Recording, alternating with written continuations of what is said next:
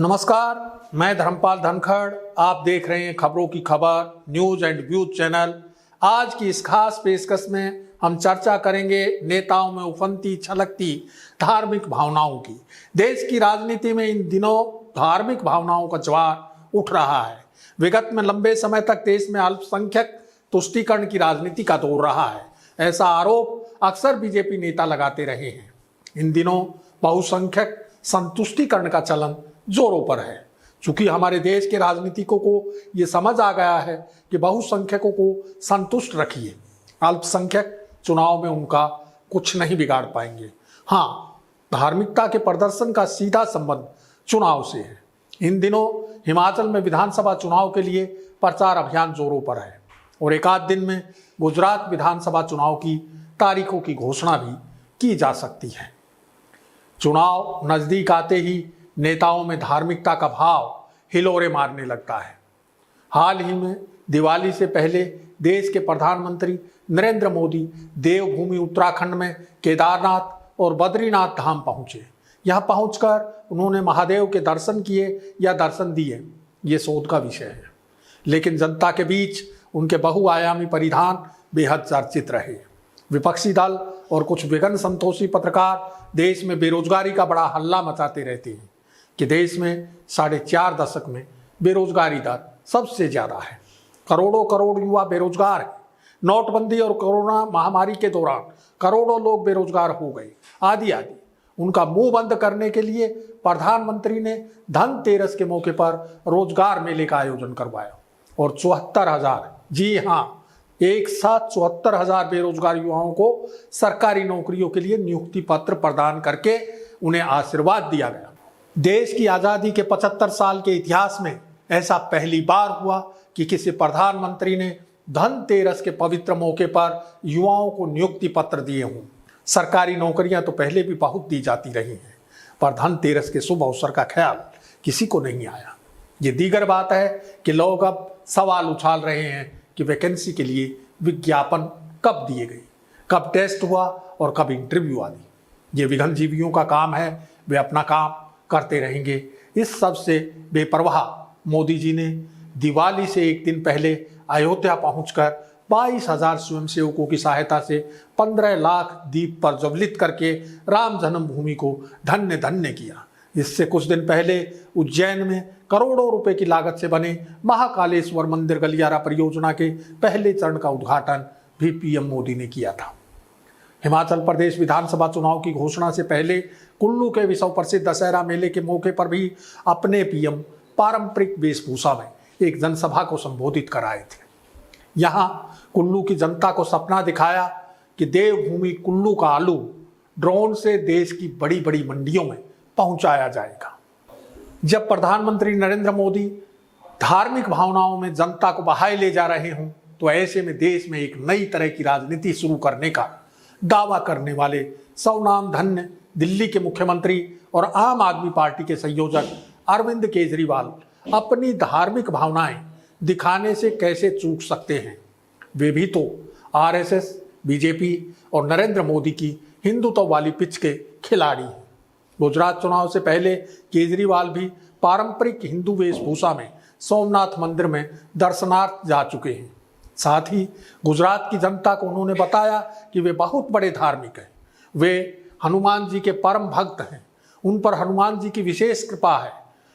बाकी सब तो कंस की औलादे हैं। भगवान ने उन्हें खास मकसद से कंस के वंशजों का विनाश करने के लिए भेजा है। जब उन्हें लगा कि मोदी जी के मुकाबले में उनका हिंदुत्व कमजोर पड़ रहा है, तो केजरीवाल ने प्रधानमंत्री से सीधे सीधे भारतीय करेंसी यानी नोटों पर लक्ष्मी और गणेश की फोटो छापने की मांग कर डाली। इसके पीछे उन्होंने तर्क दिया कि हम सभी चाहते हैं कि भारत संपन्न हो, हर परिवार संपन्न हो, तो इसके लिए देवी देवताओं का आशीर्वाद भी जरूरी है। इसीलिए लक्ष्मी गणेश की तस्वीरें नोटों पर छापने से देश में संपन्नता आएगी, सब अमीर होंगे। इससे विरोधी पार्टियों वाले आग बबूला हो गए। खास तौर पर बीजेपी वालों को केजरीवाल की मांग बेहद नागवार गुजरी। वे तो हिंदुत्व पर सर्वाधिकार बीजेपी और संघ का मानते हैं। अंततः बीजेपी के प्रवक्ता को कहना पड़ा कि भारत एक सेकुलर देश है, इसलिए भारतीय करेंसी पर किसी एक धर्म के देवी देवताओं की तस्वीरें कैसे छापी जा सकती हैं? पर हनुमान जी के पक्के भक्त केजरीवाल भी कहाँ मानने वाले थे। उन्होंने कहा कि इंडोनेशिया के नोटों पर गणेश की फोटो हो सकती है, तो भारत के नोटों पर क्यों नहीं? इंडोनेशिया मुस्लिम बहुल देश है, वहाँ केवल 2% हिंदू हैं, फिर भी नोटों पर हिंदू देवताओं की फोटो छापी जाती है। हम भारतीय आदतन तमाशे के शौकीन तो हैं ही, इसलिए लोग अब चुटकी ले रहे हैं कि इंडोनेशिया की तरह अल्पसंख्यकों के धर्म का सम्मान करते हुए भारत में भी नोटों पर अल्लाह की फोटो छापी जानी चाहिए। इससे सांप्रदायिक सौहार्द भी बढ़ेगा, लेकिन अल्लाह की तो कोई तस्वीर होती ही नहीं, वह तो निराकार है। तो यहाँ वहाँ से आवाज़ें आने लगी कि ईसा मसीह, गुरु नानक देव जी, महात्मा बुद्ध और जैन तीर्थंकरों की तस्वीरें भी नोटों पर छपनी चाहिए।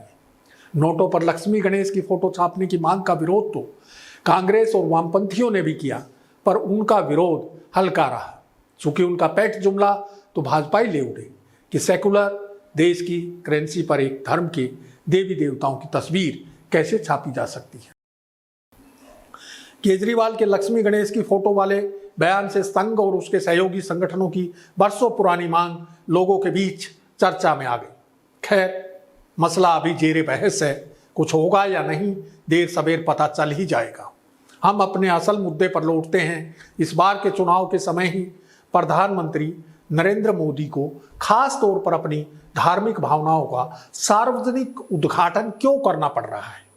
इसका बड़ा सीधा सा कारण है, बढ़ती महंगाई, बेरोजगारी, गरीबी और सुस्त पड़ी अर्थव्यवस्था समेत तमाम जन मुद्दों पर कोई चर्चा ही ना हो।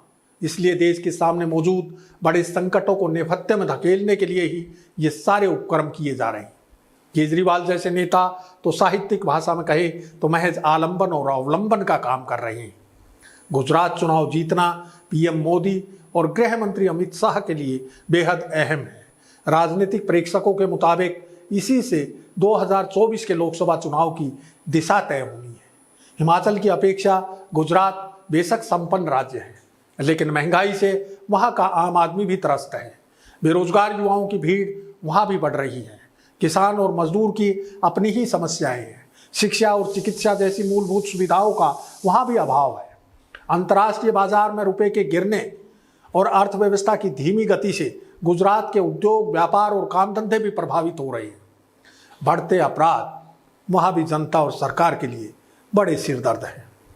गुजरात के बंदरगाह, खास तौर पर कांडला और मुंद्रा, विदेशों से ड्रग सप्लाई के बड़े केंद्र बने हुए हैं। ये बात किसी से छुपी नहीं है।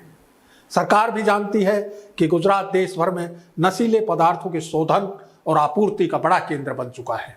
नशीले पदार्थों को रिफाइंड करके उच्च कोटि का बनाने की फैक्ट्रियां लग चुकी हैं। गृह मंत्री अमित शाह की मौजूदगी में पिछले दिनों हजारों करोड़ रुपए मूल्य की पुलिस बलों और नारकोटिक्स विभाग द्वारा पकड़ी गई ट्रक गुजरात, दिल्ली और चंडीगढ़ में जलाई गई। नशे में उड़ते पंजाब की खूब चर्चा रही, लेकिन नशे को लेकर गुजरात की कोई चर्चा नहीं। बेशक 21,000 करोड़ रुपए मूल्य की 3,000 किलो हेरोइन की खेप गौतम अडानी की मुंद्रा पोर्ट से पकड़ी जाए। सवाल यह है कि इतनी बड़ी खेप पकड़ी गई तो निकली कितनी होगी? आखिर किसकी देखरेख में गुजरात नशे के व्यवसाय की राजधानी बन गया? पिछले 27 साल से प्रदेश में किस पार्टी की सरकार है? ये तमाम मसले चुनावी मुद्दे ना बन पाए, इसीलिए धार्मिकता का सार्वजनिक प्रदर्शन हो रहा है। जब इससे भी काम नहीं चलता दिखेगा तो हिंदू, मुस्लिम और पाकिस्तान आदि तो आजमाए हुए फार्मूले हैं ही। इस देश का बच्चा बच्चा जानता है कि चुनाव में भाजपा को हराना मुस्लिम समुदाय के बूते की बात नहीं है। उसे केवल बहुसंख्यक हिंदू ही हरा सकते हैं। इसलिए अल्पसंख्यक मुस्लिमों का प्रयोग बहुसंख्यक हिंदुओं को डराने के लिए किया जा रहा है, ताकि वे एकजुट बीजेपी के समर्थन में रहें। वर्तमान में धार्मिक कवायदों पर जोर का सबब यही है कि चुनाव में सरकार की विफलताओं पर सवाल ना उठने पाए, जनता की समस्याएं मुद्दा ना बन पाए। हे मतदाता, हे भारतीय लोकतंत्र के भाग्य विधाता, आप जागिए और अपने विवेक से तय कीजिए आपको किस तरह का भारत चाहिए। अब समय हो चला है आपसे विदा लेने का। जल्द फिर मुलाकात होगी नए मसले के साथ। नमस्कार।